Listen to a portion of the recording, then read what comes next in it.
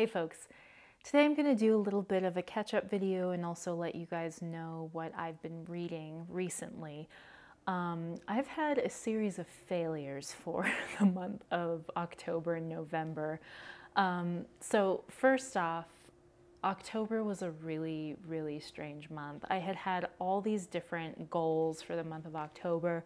I was going to read a bunch, I was going to do Inktober, and the first weekend in October, things just really fell apart. It threw me off my axis pretty hardcore and really kind of affected my reading. I wasn't able to read as many books. I didn't do any Inktober challenges or anything. So that was really disappointing, as I had really planned on making some progress in that month.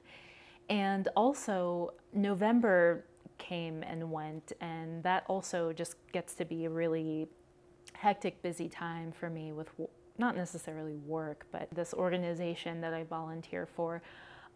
We throw two big events every year, and so this year one of those events just happened to fall in November. So as I was coming off of this weird tailspin in October, this busy time kind of took over in November. So in addition to failing at all the things that I had attempted to do in October, I also didn't get to participate in Nonfiction November, which I was really looking forward to, and was very excited and had my books picked out, and it just didn't happen. So also with reading, I was reading a lot of, or I guess listening to a lot of audiobooks, and then just reading books that were regression books, I guess you could call them. So I don't know if you guys also have this, but when you're just going through this really stressful time, everything that you pick up just manifests this like stress for you, and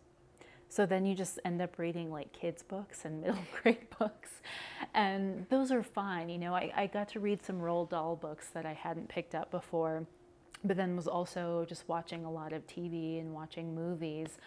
That's another thing, is that Filmstruck went out of business, so they are no longer an entity and no longer a streaming service. So I was trying to squeeze in as many of the Book to Film Club movies as I could, even without reading the book. So that was kind of sad that we're not going to have that service anymore. I think too, just I was needing these distractions that were bigger than books. I needed to just watch movies and binge a lot of TV and listen to music, all of which were really, really good for me. Again, it just is one of those things where like reading didn't win.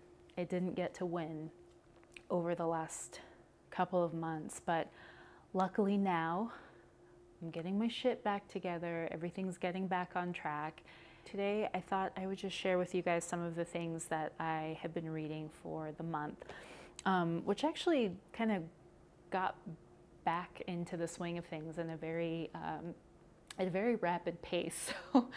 So one of the books that I have to share with you guys that I wanted to read for Nonfiction November, but we'll be getting through this month, is Young Radicals: The War for American Ideals by Jeremy McCarter. This book focuses on 5 young radicals. Walter Lippmann, who was described as a socialist wonder kid, John Reed, who was a journalist and also an eyewitness to the Russian Revolution and was said to be sort of a key player in this. Randolph Bourne, who is a social critic and had some pretty astute observations about the direction of social politics in the United States. Matt Eastman, who was an editor for a publication called The Masses that was responsible for promoting workers' rights and other socialist ideals. He was said to be someone who sort of walked a delicate line between poetry and propaganda. And we also have Alice Paul, who is said to be a militant suffragist. So this is looking at the time pre-World War I, during World War I, and I think it covers post-World War I, and just the political climate that exists during this time, and how these 5 young activists are laying the groundwork for social change in their society.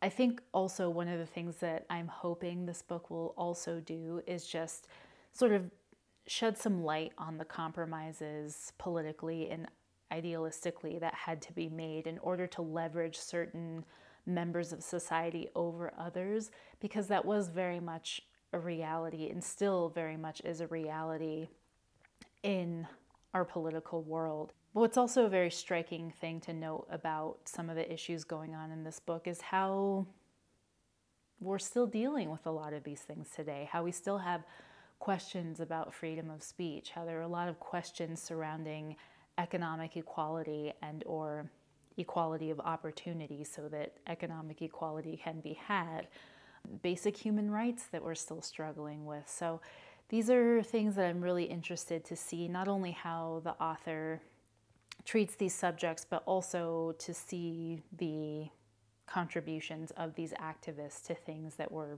still having questions for today. Another book that I was interested in reading for nonfiction November, but will be getting to in December, is Burning Down the Haus, Punk Rock Revolution and the Fall of the Berlin Wall.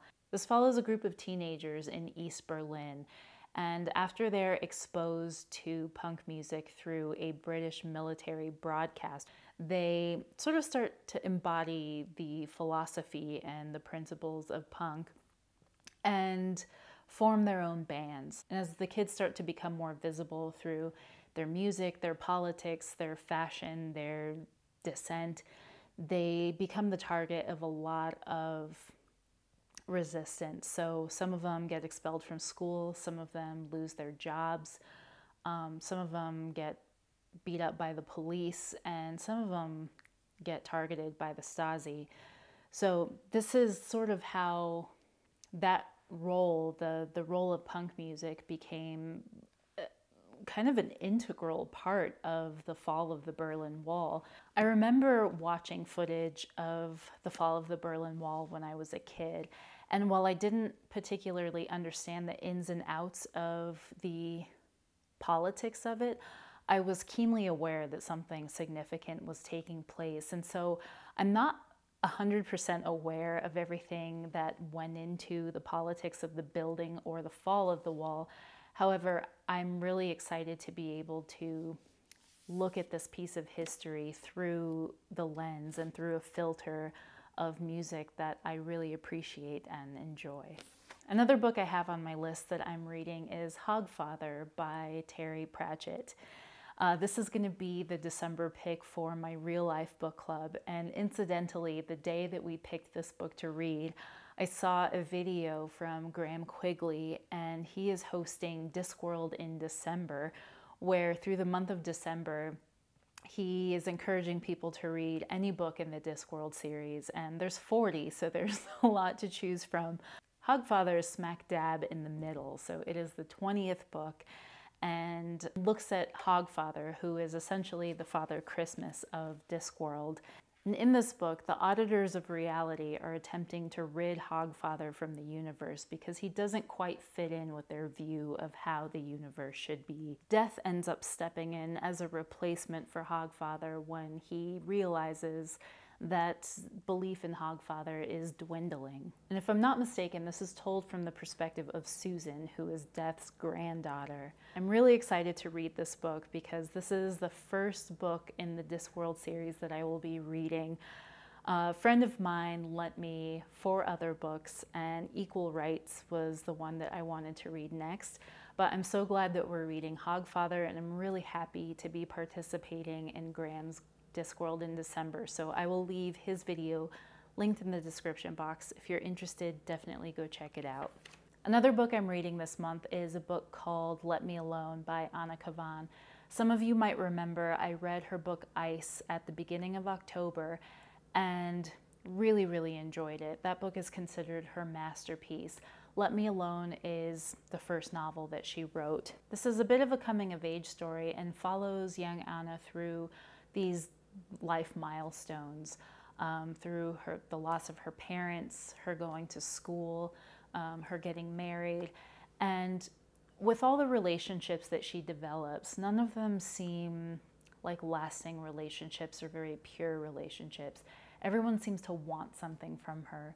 She has this very useful defiance that she carries with her, and it seems as though that threatens everybody. Everyone sees this characteristic, this kind of je ne sais quoi that she has, to be very threatening. And it's difficult to tell whether this is something that's a manifestation of Anna's or if this is actually the way that she's being treated. So throughout all of these relationships, she just starts to dwindle. She starts to become something else. And they shape her in a way that's not necessarily for the better. So that eventually this very useful defiance that she has turns into a very potent indifference. And what I'm really excited to read this book, but what I'm most excited about is following this lineage of the author Anna Kavan's work.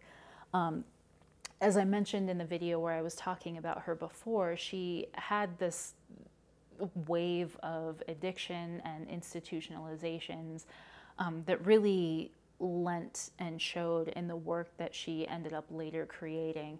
And so it's been a real treat to go from reading something like Ice to sort of the origin story of Anna Kavan. So I will definitely let you guys know more about this book, one, when I finish it, second, as I start to traverse her work a little bit more.